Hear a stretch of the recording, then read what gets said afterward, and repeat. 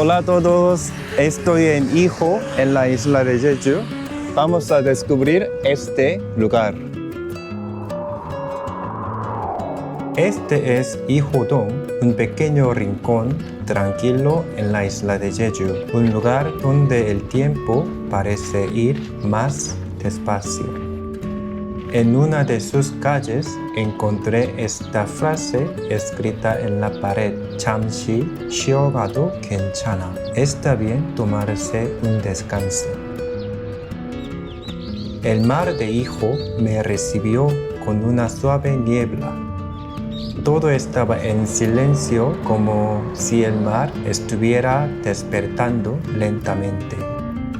Cuando bajó la marea, descubrí pequeños cangrejos escondidos entre las rocas. Son detalles que no se ven todos los días.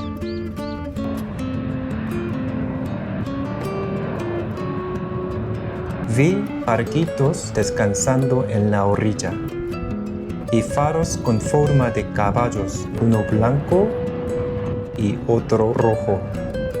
Cerca de ahí, alguien pescaba tranquilamente, disfrutando del momento. También vi a un grupo de personas limpiando la playa. Estaban preparándolo todo para la apertura oficial del verano.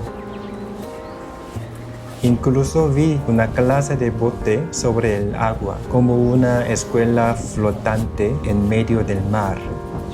Después del paseo, fui a un café muy especial con un amigo que no veía desde hace tiempo.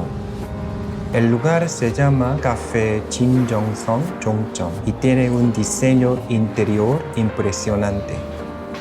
Pedimos café y un poco de pan y simplemente nos sentamos a disfrutar del momento. Gracias por ver, no olviden suscribirse y dejar un like. Nos vemos, chao.